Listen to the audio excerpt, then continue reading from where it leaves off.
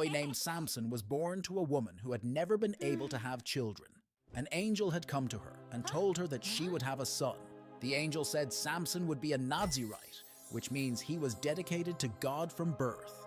He had one rule: never cut his hair, because his long hair was the secret behind his incredible strength. As Samson grew up, he became famous for his super strength. One of his first amazing feats was fighting a big, scary lion with his bare hands. He tore it apart just like tearing a piece of paper. Everyone who heard about this was amazed. This showed everyone that he had a special power from God.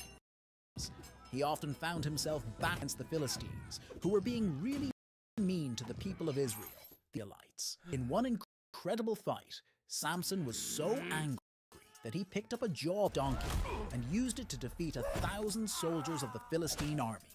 His strength was unbelievable.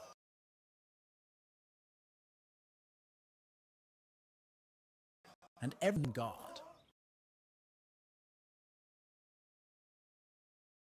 But Samson had a big... The Philistines found out and used Delilah. They wanted to know strength. Delilah tried out and told her about his hair. He said that if his hair was ever cut, he would lose his strength. One night, while Samson had his hair cut off by a Philistine,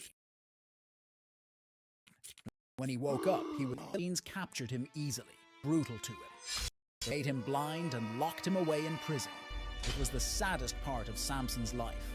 But in jail, Samson's hair started to grow back, and along with it, his strength was returning. In his final heroic moment, Samson was in a temple filled with Philistines. He prayed to God for strength one last time.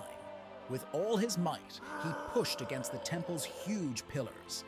The temple crashed down, destroying his enemies and himself too. Samson's life serves as a powerful lesson on the consequences of our choices and the unfailing strength of God, even in our weakest moments. In a land of ancient times, there was a man named Jonah.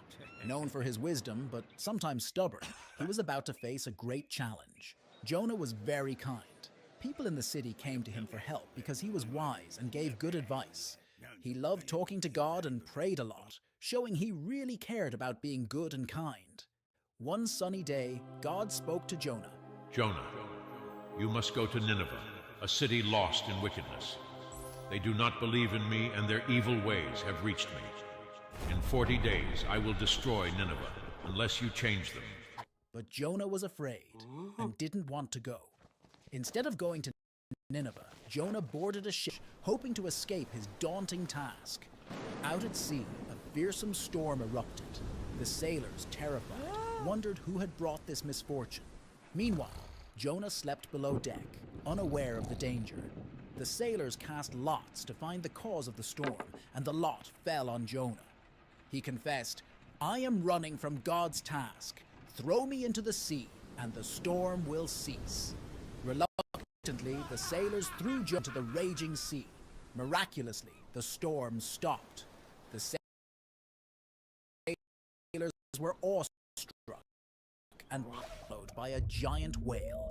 Inside, it was dark and damp.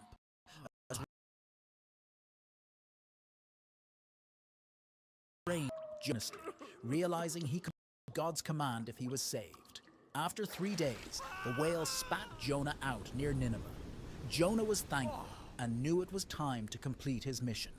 Jonah walked through Nineveh, a city of people who were wicked and did not believe in God.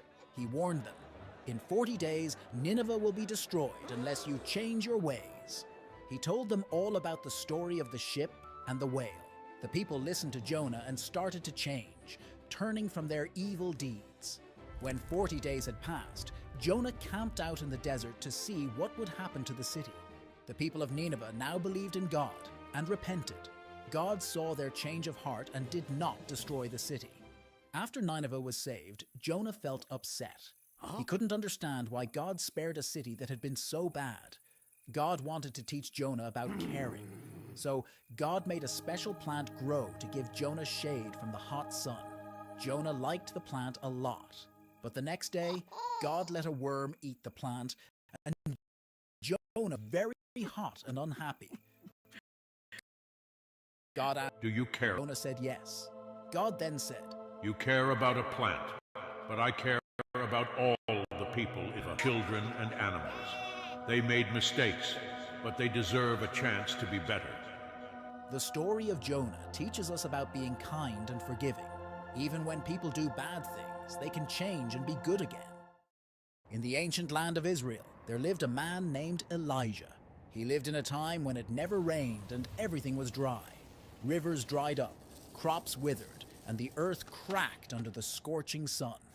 People were worried, but Elijah believed that God would help them. Elijah lived by a little brook called Cherith because God told him to go there and hide from King Ahab and his queen, Jezebel, who led the people to worship false gods. Every day, black ravens brought Elijah bread and meat so he could survive far from the city. This was a special way God took care of Elijah.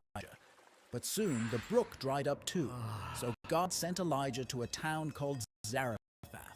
There he met a widow who was running out of food. Elijah told her something amazing. If she shared her food with him, God would make sure her food didn't run out until it rained again. And that's exactly what happened. Her jar of flour and jug of oil never ran out. The widow had a sick. He stopped breathing and died. Elijah was very sad and breathing again. The woman was so happy and knew that Elijah was truly close to God. One day, a test to prove whose God is real. He went to a place called Mount Carmel to show the people who the real God was. He challenged the prophet Baals. Instead, they would ask their gods to do it. The prophets of Baal tried all day, but nothing happened. Then it was Elijah's turn. He repaired the altar of God that had been broken, placed his sacrifice upon it, and even poured water over it. He prayed, and suddenly fire came down from the sky and burned up his sacrifice. Everyone was amazed and realized that Elijah's God was the real God. After this, Elijah prayed for rain on top of Mount Carmel. A tiny cloud grew bigger and bigger. Then it started to rain. Whoa. Everyone was so relieved and happy. After Elijah made it rain, Queen Jezebel got really angry. Elijah was scared, so he ran away into the wilderness. While Elijah was hiding and feeling really alone, something amazing happened. God spoke to him. God told Elijah that he wasn't alone. There were lots of other people who now believed in God. This made Elijah feel much. God also told him about new things to do and about a man named Elisha who would help him and one day be his successor. One day when he was with Elisha, a fiery chariot with fiery horses came and took Elijah right up to heaven. Elijah's journey was filled with miracles and the power of God. It teaches us about having faith and trusting God even when things seem really tough. In the lands of ancient Babylon, Daniel for his wisdom, faith in God. 3 times every day, Daniel would open the window and sit down on his knees in prayer. He lived in Babylon, a city where he served a power. Daniel was so good at his job that the king wanted to put him in charge of the whole kingdom.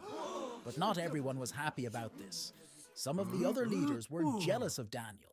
They knew he was loyal to his God and prayed to him 3 times a day. So they made a sneaky plan. They went to King Darius and convinced him to make a law that for 30 days, no one could pray to any god or human except to the king. They knew this was one law Daniel would never follow. Daniel, upon hearing this decree, did not change. With the windows of his chamber open, he knelt and prayed, just as he always had. The officials, lurking like shadows, caught him in the act and brought him before the king. King Darius, distressed, realized he had been tricked into condemning his most trusted advisor. Yet the law of the Medes and Persians could not be revoked. With a heavy heart, he ordered Daniel to be cast into the lion's den, hoping in some way his God would save him. As night enveloped the land, Daniel was lowered into the den. The lions, mighty and fearsome, roared and paced. But as Daniel stood among them, a serene calm enveloped him. He spoke softly to the beasts, his voice a steady beacon in the darkness. Miraculously, the lions did not harm him. They lay around him, their usual ferocity replaced with a peaceful presence.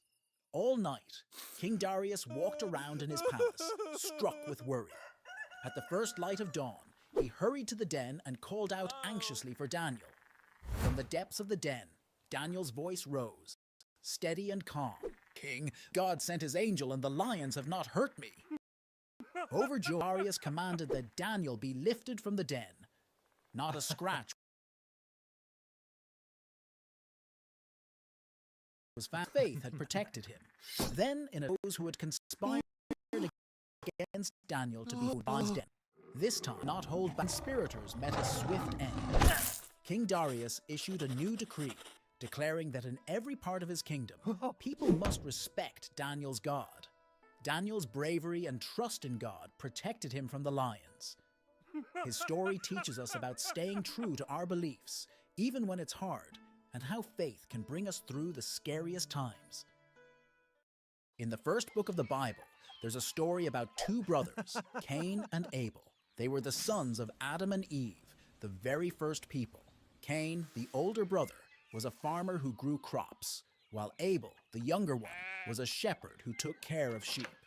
One day, both Cain and Abel decided to give gifts to God. Abel gave the best part of his sheep, and God was really happy with his gift. But Cain just gave some of his fruits, not the best ones, and God wasn't as pleased with his gift. Cain got really upset and jealous because God liked Abel's gift more.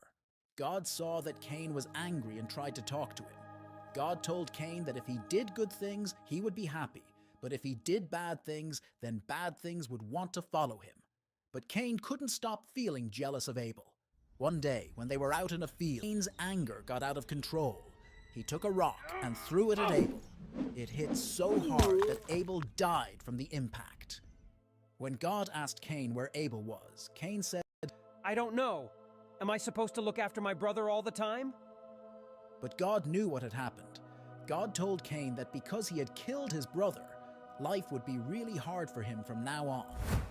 He wouldn't be able to grow crops anymore, and he would have to move away and live in a different place.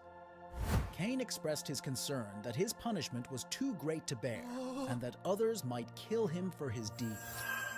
In response, God put a mark on Cain to protect him, so that no one who found him would harm him. Cain left and lived in a place called Nod, which was far away from his family. He had to leave because of the bad thing he did to his brother. The story of Cain and Abel teaches us a lot. It shows how being jealous and angry can lead to doing really hurtful things. It's a reminder that we should try to do our best and be happy for others, and not let bad feelings like jealousy take over. The story also shows that even when people do bad things, God still cares about them and wants to keep them safe. In the very beginning, before anything else existed, there was just God. Then God decided to create the world. The Bible tells us this amazing story in the book of Genesis. On the first day, God said, "Let there be light," and light appeared, separating day from night. God saw that the light was good. On the second day, God created the sky. He separated the waters under the sky from the waters above the sky. On the third day, God gathered the water under the sky into one place, and dry land appeared. He called the dry ground land, and the gathered waters seas. Then God made plants, trees, and flowers to cover the land. Everything started to look colorful and beautiful. On the fourth day, God created the sun to shine during the day, the moon and stars to light up the night. He set them in the sky to mark days, seasons, and years. On the fifth day, God filled the seas with fish and other water creatures. He also created birds to fly across the sky. God saw how wonderful they were and told them to multiply and fill the seas and skies. On the sixth day, God made animals of all kinds to live on the land. There were big animals and small animals, wild animals and gentle ones. Then God did something very special. He created people, a man and a woman. He made them look like himself and gave them the whole world to take care of. He told them to look after the animals and the plants and to have children so that people would fill the earth. Finally, on the seventh day, God had finished his work of creation and he rested. He blessed this day and made it holy because it was the day when he rested from all his work of creating. That's the story of how God created the world in 6 days and then rested on the seventh. It's a story of how everything started and how God made our world with so much care and beauty. It reminds us that everything in the world, from the biggest mountains to the smallest creatures, is part of God's amazing creation. After Jesus was crucified, he went on an amazing and brave adventure before he came back to life. This adventure was to a part of hell where good souls had been trapped and waited for rescue. Imagine hell like a giant, dark cave full of shadows and scary noises. The entrance was guarded by big, spooky gates with scary creatures and demons growling and prowling around. It was a place that seemed really frightening. But Jesus, filled with courage and shining bright, stepped into this dark place. When he entered, it was like a superhero had arrived with bright light. The darkness tried to stay, but it just disappeared wherever Jesus' light shone. The huge gates of hell, which were very scary and strong, couldn't stop Jesus. He spoke in a loud, strong voice, and the gates started to crack and break into pieces. It was as if they couldn't stand the goodness and brightness that Jesus brought. The creepy creatures guarding the gates got scared of Jesus' light and ran away. Jesus walked through the darkness like a brave knight, his light making the scary shadows vanish. There were lots of trapped souls in this dark place who had been waiting for help. They saw Jesus and felt happy and safe. His light was like the warm, comforting sun after a long, dark night. Jesus reached out to them, and they could feel his kindness and love. As Jesus led these souls out of the dark place, the shadows tried to come back. But Jesus' light was like a shield, keeping everyone safe as they walked through the darkness. The shadows couldn't touch them at all because Jesus was protecting them. This adventure of Jesus in hell was like a rescue mission. He was the hero, bringing light and hope to a place where nobody thought it was possible. It shows how brave and powerful Jesus is, and that he can bring happiness and light even to the darkest places. After this incredible journey, Jesus came back to life. We celebrate this when we talk about Easter. It's a time to remember how Jesus beat darkness and brought the chance for everyone to go to heaven. In the book of the Bible, there's a story about when Jesus meets the devil. After he was baptized, he went into a big, lonely desert to spend time alone. He wanted to pray and talk to God. Jesus stayed in the desert for 40 days and nights without eating anything, so he was very hungry. While Jesus was in the desert, something tricky happened. The devil, a bad spirit who tries to make people do wrong things, came to tempt Jesus. The devil knew Jesus was very hungry, so he said to Jesus, "If you are the Son of God, tell these stones to become bread." But Jesus knew it was wrong to use his power just to make himself comfortable. So he said, "It is written, people do not live on bread alone, but on every word that comes from the mouth of God." Then the devil took Jesus to the holy city Jerusalem and made him stand on the highest part of the temple. The devil said, "If you are the Son of God, throw yourself down, for it is written, He will command his angels concerning you, and they will lift you up in their hands, so that you will not strike your foot against a stone." But Jesus answered, "It is also written, do not put the Lord your God to the test." Finally, the devil took Jesus to a very high mountain and showed him all the kingdoms of the world and their splendor. The devil said, "I will give you all of this if you will kneel down and worship me." But Jesus said, "Go away, Satan, for it is written, worship the Lord your God and serve him only." After that, the devil left Jesus. Jesus had shown that he was stronger than any temptation. This story of Jesus being tempted in the desert teaches us that sometimes we have to face tough choices, but we can choose to do the right thing, even when it's hard. Jesus used God's words to help him make the right choices. It reminds us that when we know what is right and true, it can help us stand strong against any kind of temptation. In the ancient land of Judea, a special child named John was born. His birth was a miracle because his parents, Zechariah and Elizabeth, were very old and had never been able to have children.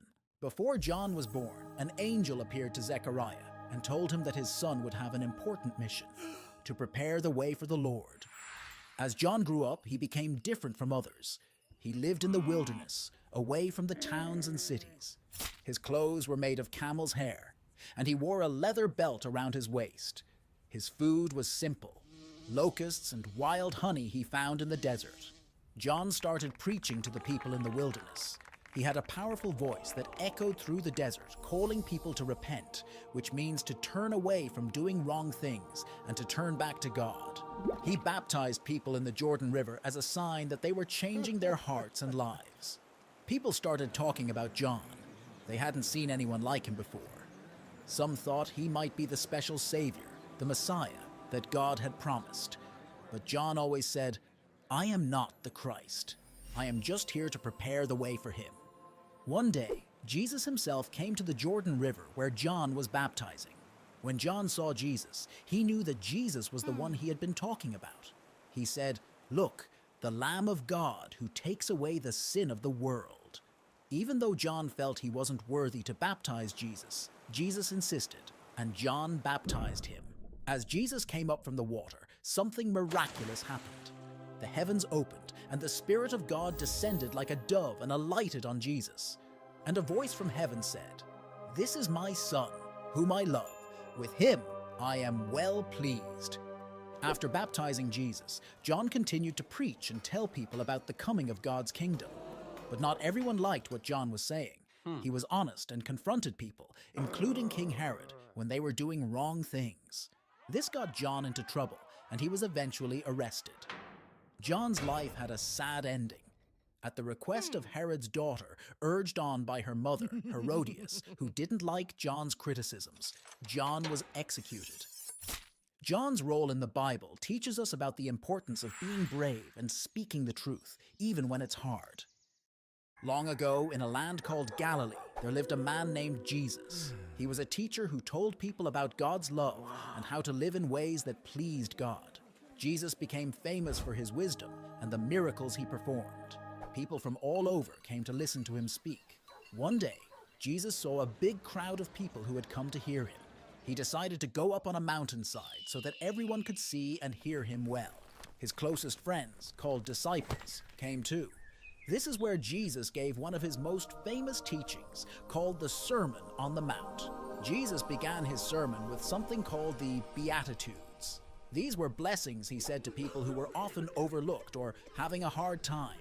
He said things like, "Blessed are the poor in spirit, for theirs is the kingdom of heaven, and blessed are the meek, for they will inherit the earth." He was teaching that God cares for everyone, especially those who feel sad, left out, or are treated unfairly. Then Jesus talked about how important it was to love others, even our enemies. He said, instead of getting even with people who hurt us, we should be kind and forgive them. This was a new idea for many people because they were used to only being nice to their friends. Jesus also taught about being honest, about not worrying too much about things, and about how God provides what we need. He talked about the importance of not judging others and about treating people the way we want to be treated, which is called the Golden Rule. He said that loving God and loving other people are the most important commandments. He wanted people to understand that love is more important than just following rules. After Jesus finished his sermon, the people were amazed. They had never heard anyone teach like this before. Jesus' words were full of kindness, hope, and love. The Sermon on the Mount is still really important today. It teaches us how to be kind and good to each other. It shows us that being humble, caring, and loving is what makes us truly happy and brings us close to God.